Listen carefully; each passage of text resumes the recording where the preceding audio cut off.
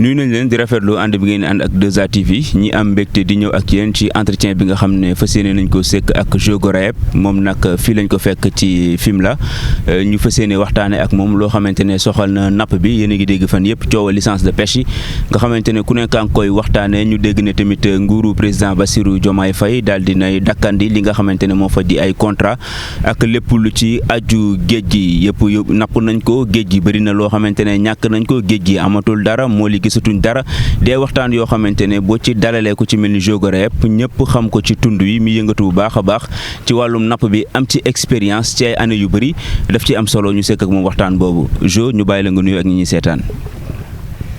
Ouais, merci beaucoup. Micro bi yëkkatil micro bi. Ouais, je voudrais vous remercier en tout cas pour votre action, ce que vous êtes en train d'entreprendre. Non, Jo nañ ko def ci wolof waay. ci wolof. waaw nañ ko def ci wolof. waaw dama leen bëgg a gërëm ndax île du Saloum dafa am intérêt ñu ko liggéey ñu ko lijjanti ñu mun a def ay action pour pérenniser tourisme bi fii. Voilà. Concernant la pêche, il faut que ñu mun a changer affaire yu bari lu tax parce que les îles du Saloum dañu ko surpêché. Voilà dañu ko nappi torop dañu ko nappi bari gars yi dañu mbaal ñëpp di mbaal fii jën bi du mun dugg. ñan ñoo ko napp lu bëri ñan ñoo ko surpêché ñan la. mais nit yëpp dañuy nappi fii xam nga c'est la principale ressource principale nit yi. mooy produit halieutique surtout dans les îles du Saloum. Bon gars yi dañu am njaboot il faut que njaboot yi mënu am dara donc dañu mbaal. nit yi dañu mbaal sànni seen filet jën bi dootu mën a dugg. pour mu mun a frayer mun a am ay nen ñu mun a nen donc bon c'est complètement difficile de penser comment le poisson comment jën yi mun a reproduire. Voilà. ndax fii am na sama wolof parce que sama wolof. non baax na ñi seetaan ñu ngi koy dégg bu baax a baax ndax fii di ngeen observer li ñuy wax période de repos biologique maanaam jékki-jékki ñu bàyyi géej gi mu noppalu ko. waaw man je pense que les périodes doivent être bien étudiées dañu ko war a étudier bu baax lu tax parce que suñu interdire mbaal ci biir île du Saloum te dañu bàyyi ci biti nit yi nappi jën bi du mun a ñëw parce que dañu encercler jën yi xam nga fii dafa am ñaari passage dafa am passage Pointe de Sangomar fu jën yi ñëw et booru Bassoul fu jën yi aussi dugg suñu ko mbalee partout jën yi duñu mën a dugg duñu mën a nen donc c'est pour cela dañuy war a étudier problème bi ak pêcheurs yi pourquoi parce que c'est les principaux acteurs ñoom ñooy sànni seen bal il faut ñu wax ak ñoom xamee naka la ñu mën a lijjante une bonne politique pour la reproduction pour jën yi mën a reproduire. ok fii ñi fiy napp si ndax ñi nekk ci gox bi kese la wala ay ñoo xamante ne ñi fi gën a napp mooy ñu bàyyeekoo bitim réew wala ñu bàyyeekoo ci feneen. bon xam nga politique bi daal wax dëgg yàlla elle est très anarchique. maanaam lu neex waaye def. Voilà les gens peuvent venir de Joal ils peuvent venir de partout nit yi dañu dem ñëw de partout et à l'extérieur da ngay gis ay bateau ay chalutier ñu ñëw sànni seen mbaal fii ci dëkk yi yëpp dañu am ay mbaal gars yi dañu mbaal donc il faut ñu mun a am benn politique pour contrôler tout cela parce que sincèrement amatul jën bi mi dafa amatul. À l'époque, il y a 50 ans, juróom fukki at dama ñëw fii di noppalu di napp ci tefes bi. c'est-à-dire sama ligne ci tefes di jàpp jën léegi amatul jën dootul jàpp il faut nga sori il faut ngay dem. nga dugg ba ci biir doog am jën. voilà ba ci biir pour nga mun a am jën te soo amee jën sax jën yu sew la. jën daw la il faut vraiment faire quelque chose. jafe-jafe filet amul ndax am na ñoo xamante ne nee tamit filet yi ñuy nappee du bëggan. mais xam nga affaire de filet kii mënuloo ko contrôler parce que amuñu amuñu gaal amuñu brigade amuñu dara. naka nga ko mën amul dara luy contrôler ci biir. mais c'est très difficile les brigades sont sous-équipées. Sous-équipées, oui. waaw amuñu équipement da nga bëgg a contrôler dara mais soo fekkee gars yi mënuñu dem ci lieu de pêche yi mais c'est l'anarchie. ku ne def lu mu bëgg rek. mais bu ñu demee biir géej am na ñoo xam ne dañ ne tamit contrôle bi foofu tamit matu fa ndax am na ñoo xam ne bu ñu demee ba ci biir fañ leen yemloo duñ fa yem seen balise yi dañ koy fay dootuñu leen gisati duñ leen mën a repérer ti loolu am la. mais contrôle bi en tout cas c'est vraiment minime quoi wax dëgg yàlla. dafa tuuti dafa tuuti amul contrôle contrôle bi daal wax dëgg yàlla dafa tuuti dafa am ay zone fii fu dañ def ay pancartes ay panneaux. Et ça c'est à l'époque du ministre monsieur Haïdar. Ali Haïdar. Voilà, Ali Haïdar. Dañ defoon ay pancartes où il y a des interdictions dañu ko tere pour nappi. Mais aujourd'hui rien n'est respecté parce que il y a personne qui contrôle amul kenn kuy contrôler loolu. Donc les gens ils font ce qu'ils veulent. te xam nga ne nappkat moom amul heure day génn minuit day génn 2 heures du matin day génn 3 heures du matin. C'est vraiment compliqué. dafa war a am benn changement de mentalité. Il faut sensibiliser les gens. dañu war a wax ak suñu njaboot wax ak nit yi yëpp pour ñu mun a pérenniser. suñu réew bi suñu géej gi. suñu géej gi ñu sàmm géej gi. loolu dina am solo ñu ñëw ba tey ci waxtaan bi ñëw ci licence de pêche yi. fan yee passé génnoon nañu ay liste fii ñu ne licence de pêche yi fii ci Sénégal 19 yi rek ñoo fi doon ñoo xamante ne mën nañu jàpp ne ay navires yoo xamante ne nationaux yi ñoo ko moom mu am 130 et quelques yoo xamante ne waa 19 yoo xamante ne waa bitim réew la jógee 130 et quelques yoo xamante ne nationaux yi la. loolu yow bi nga ko gisee am nga njort ne lu fiable la parce que ñu bëri dañ jàpp ne am na ci ay prête-noms ci biir ndax yu bëri yooyu ñuy wax ne nationaux yi ñoo ko moom boo ko toppee ba ci biir ñi ko moom bitim réew lañ dëkk.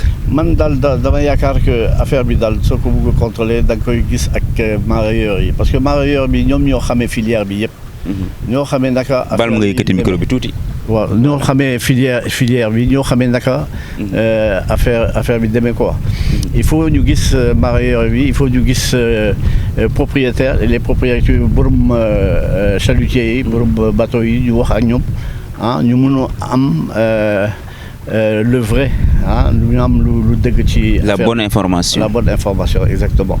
Voilà mais je pense que les eaux sénégalaises ndoxu Sénégal géej gi Sénégal elle est surpêchée. surpêchée maanaam liñ ciy napp dafa ëpp. dafa ëpp trop. wax dëgg yàlla dafa ëpp parce que man j'aime la pêche. Je suis un amateur je suis un particulier ban particulier la xam damay dem pour lu di nappatu. ñaata at a ngi yaa ngi ci napp gi. 50 ans. juróom fukki at yaa ngi ci napp gi dama xam. fii ci Sénégal fii. oui au Sénégal. J'ai pêché au Gabon aussi dama demoon Gabon di nappi dama xamee en tout cas Sénégal da ngay dem pont bu bees da ngay jàppoon jën yu bëri tey gars yi dañuy dem di nappi amatul jën. jën bi dañu ko barré dañu ko def barrage mënatul dugg ñëw fu muy war a frayer les eaux du Gulf Stream moom mooy indi jën yi. jën yi dañu ñëw ba ndoxu Sénégal pour mënu am nen pour ñu mën a nen mais mënuñu déposer seen nen parce que dañu am barrage ay filets di jël jën yi yëpp mais non il faut vraiment changer la politique changer la mentalité. Il faut que nit yi xamee que bon alduna du nii quoi il faut ngay dem ndànk sinon vraiment. ñu organiser war ko bu baax. il faut tout réorganiser. kon njiit yi ñoom président Diomaye ñi dakkal li nga xamante ne mooy licence de pêche yi ñuy séddale def nañ lu baax. bien sûr absolument et moi je voudrais parler en français un peu. Vas-y. Je voudrais vraiment encourager le président de la République et le Premier ministre afin de bien voir le secteur parce que c'est un secteur qui est très porteur. C'est-à-dire la ressource bi profité wuñu ko Sénégal profité wul dara. Il faut que ñu gis ressource bi naka la demee naka la ñu mun a. maanaam Sénégal pêche bi gisu si boppam. waaw il faut que ñu créer synergie ñun développer les produits halieutiques et puis les transformer dañu ko war a transformer. Parce que valeur ajoutée yëpp c'est sur la transformation. Mais suñu bàyyee étranger yi ñëw sànni seen bal ñu jaay ay licence de pêche sous-évaluées mais du am njëriñ pour réew mi du am njëriñ pour kenn franchement. Il y a du travail à faire, surtout à ce niveau-là. Et il faut absolument faire une expertise concernant le secteur pour pouvoir le développer, créer de la synergie, créer de la valeur. Et c'est comme ça qu'il faut faire. ñan ñoo gën a profité ci licence de pêche yi parce que souvent dañ koy jiiñ waa Union européenne ñeneen. malheureusement bon pour nous profiter bon européens dañu profiter asiatiques yi dañu profiter dañu organiser cette pêche dafa organiser ñun dañu jox licence gisuñu jën yi ñun gisuñu ko dañu leen jox ay licence on donne des licences peut-être sous-évaluées franchement je connais pas la politique des licences et de la pêche je me suis jamais intéressé à cela mais je suppose que si les gens quittent l'étranger pour venir pêcher dans les eaux sénégalaises, c'est qu'il y a quand même un profit. Dañuy profiter ci affaire bi moo tax ñu ñëw ba eaux sénégalaises. Les eaux sénégalaises, c'est pas un secret de polichinelle. Ce sont des eaux qui sont en fait bénies du fait que tout le poisson descend avec le Gulf Stream, le courant du Gulf Stream. Donc les gens ils ramassent, ils transforment, ils nous revendent, ils ont gagné leur licence 10 fois. Et puis bon non li nga wax ni dafa am solo waaye ci français nga ko wax xam naa boo ko ñëwoon ci wax tuuti nga ne li ñuy am ci géej gi dafay ëpp fukki yoon lu toll ci li ñuy am ci njëgu licence bi. Absolument lu tax ñu ñëw fii dañu ñëw fii parce que dafa am jën. dafa am matière à faire il y a quelque chose à faire il faut vraiment créer de la synergie. Créer des coopératives créer des usines de transformation dañu war a transformer suñu produit halieutique di ko jaay noonu la war a demee. Aujourd'hui, vous voyez au niveau du Japon, au niveau des pays asiatiques, dañu organisé, dañu am ay marché. Quand vous regardez un temps de 250 kilos qui se vend à 3 millions, 4 millions, vous devez vous poser des questions. 250 kilos, 3 millions. Il faut pas sortir de Polytechnique pour cela. Bon, il faut aller on dit. Il faut aller doucement pour ne pas faire fuir justement tout le monde. Il faut aller doucement, mais il faut surtout, c'est un problème de sensibilisation. Donc il faut sensibiliser sensibiliser. Mais il faut leur expliquer que le poisson, quand il vient ici, c'est pour se reproduire. Que si on ne le laisse pas se reproduire, il n'y aura plus de poissons. Waaw dañu war a expliquer suñu njaboot suñu réew yi fii nit ñi suñu réew que jën bi day ñëw fii pour nen.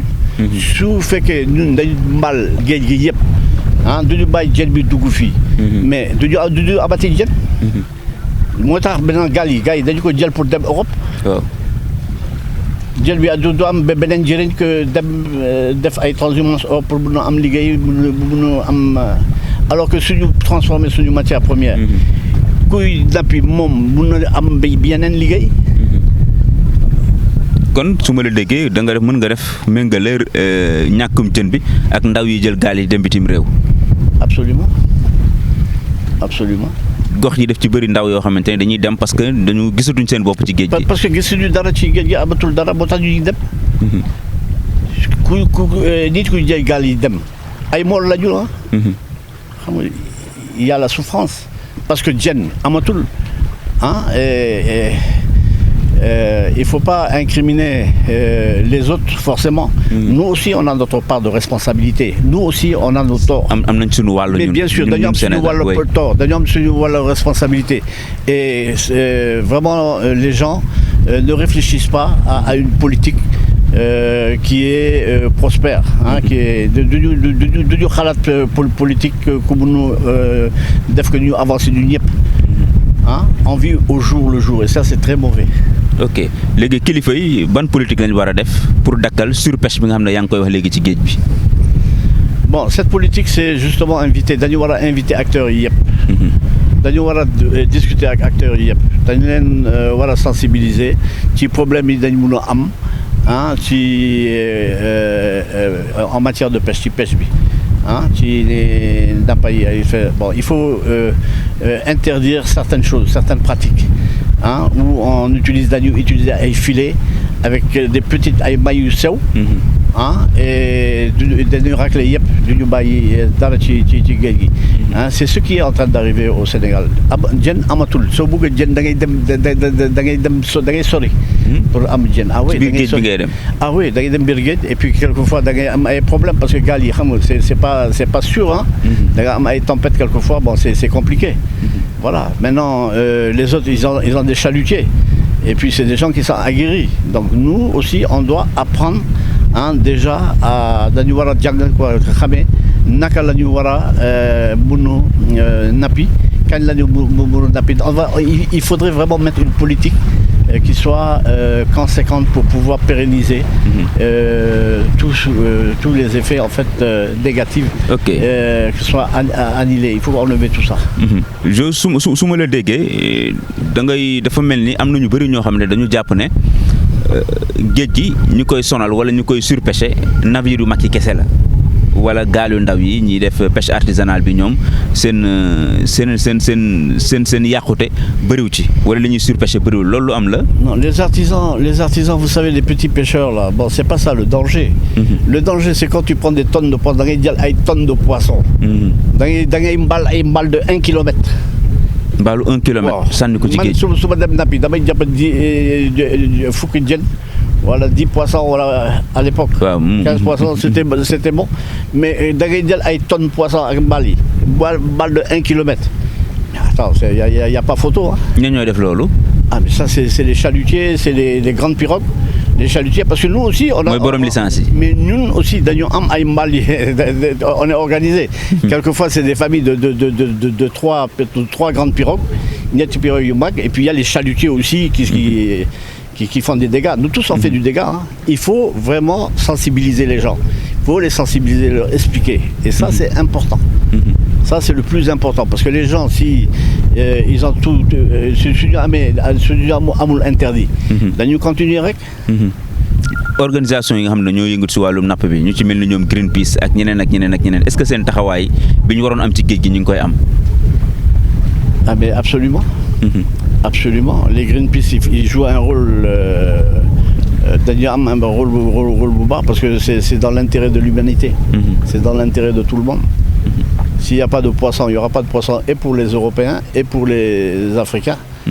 Voilà, donc des boîtes comme Greenpeace, bon, il faut un travail, dañu def liggéey bu baax, liggéey bu mun a être porteur dafa mun a am njariñ quoi.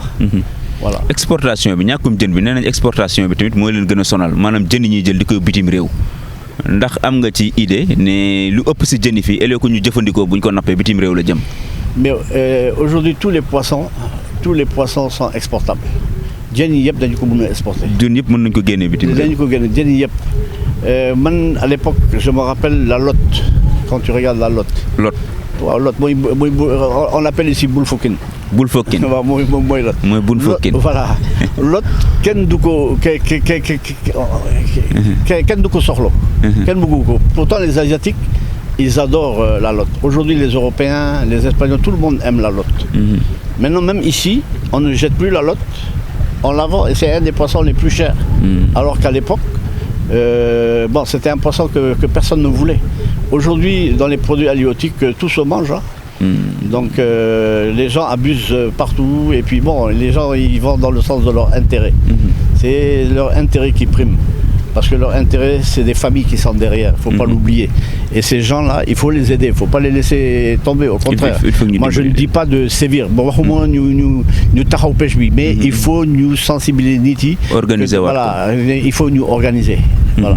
wax nga lot léegi mais am na ñoo xam ne tamit boo nee lot rek coof rek la nit ñi gën a xalaat quoi coof. Non, tchof c'est un poisson comme un autre aujourd'hui, parce qu'il y a dafa am jën yu bari que nit yi dañu bëgg. Il y a le loup de mer, la truite ici qu'on appelle silinke. Silinke. C'est le loup taché. Hein, c'est un poisson qui est très apprécié. Tous les poissons sans apprécier, il y a bandi am na yaax, am na jarañ warañ, am na kujali borom sel. Il y a beaucoup de poissons. Hein, tout ça c'est des poissons que les gens aiment, hein, c'est de très bons poissons. moom de moo gën a xam lébu yi sax. moo gën a xam lébu bi muy waxtaanal ki jën yi.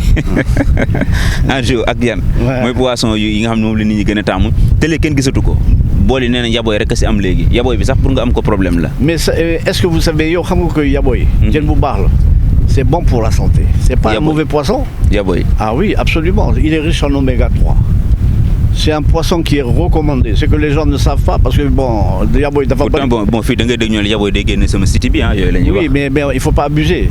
Il y a des abus qu'il faut pas faire parce que tu peux avoir la goutte.